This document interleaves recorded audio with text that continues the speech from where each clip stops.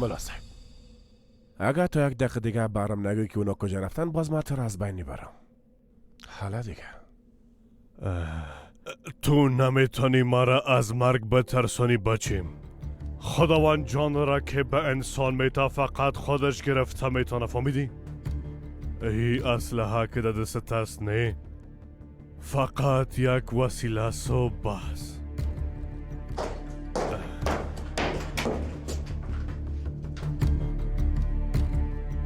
باور نمیکردم تو یک کار کنی ودت.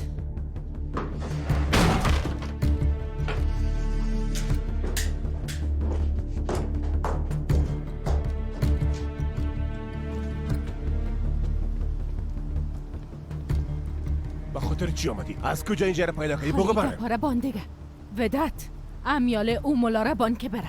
هنوزم زن و بچه پیش او آدم احمق من سبا زن و بچه از پیششان میگیرم. خودشان به دستای خود برای تسلیم خود کردن. چی رقم؟ سر ما باور کن. تا حالا ما کدام دفعه برای تو دروغ گفتیم ودت جان؟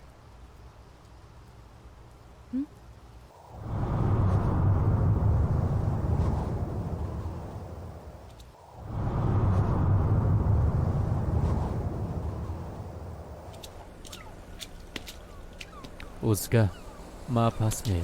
تو خود چیز کار نداری ها؟ او بازی گوشا چی میکنن؟ کار میکنیم کار کپتان. ها؟ پس تو ما خو میبینم که یکتان مصروف دختر راست دیگه تانم مصروف تو بازی مرا لوده فکر کردین؟ های جمال کپتان ها بیارنه که ما هم یگان شوت کنم. بیا از ورقم شو و بیادرهای مسکار فرار میکنم. حالا حرکت کنین برین طرف شرکت. سلام علیکم. علیکم سلام. کپتان طاهر کجاست؟ نه که هنوزم خو است. خواسته خوای شیرین میبینه که یک زن و یک بچه مقبول داره. ای لازم بره توبه توبه. امروز بدون طاهر بره بچه ها حالا آماده حرکت شوه. و خیر برین سیا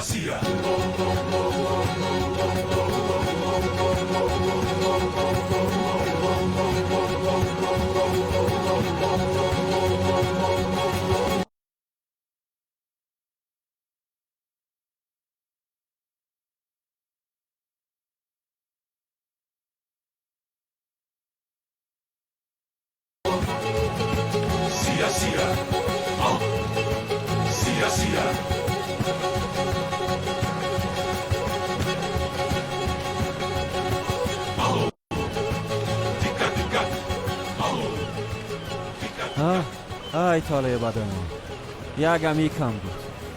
بیادر این خوارک دیگه کی است؟ خوارک نگو دیوانه، با خدا خوب مال است.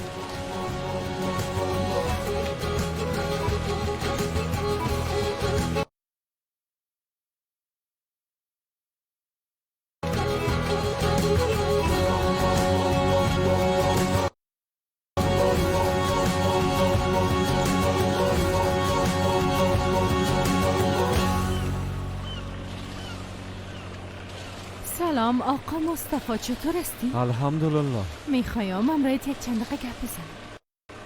بگو مشنوم. نمیخوایی یک چای تعریف کنی؟ بفرما.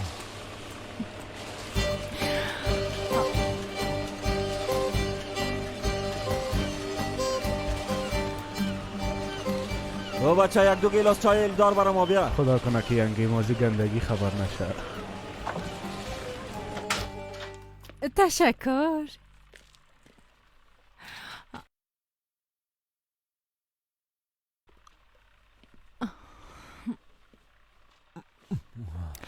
با خدا بسیار یک منظری مقبول است.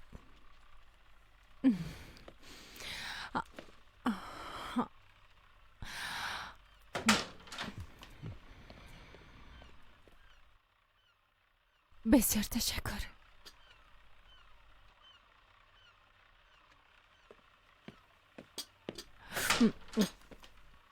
اولا راست میگفتی به خدا چای منطقه دریای سیاه بسیار مزه‌دار است. خوشم آمد.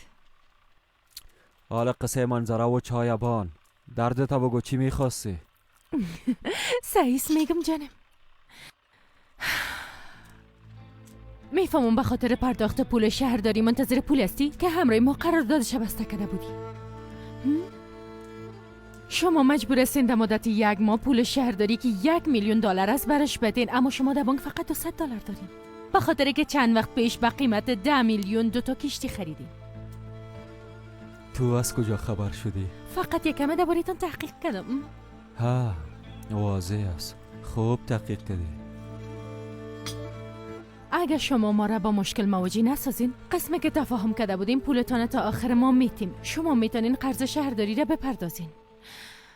اما اگر مشکل پیش شوه باز چی خواد کردین اگر مشکل پیش شوه؟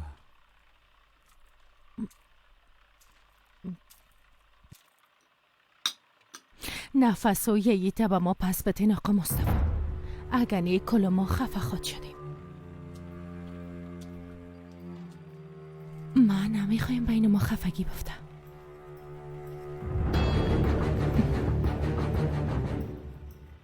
خانم، خانه ایت برو. در کار مردا غرض نداشته باش.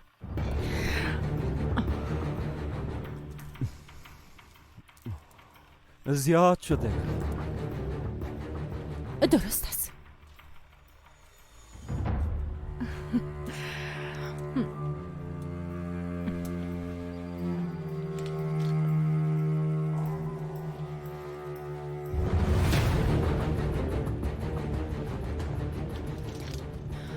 زندگی خوش براتان میخوایم آقا مصطفی.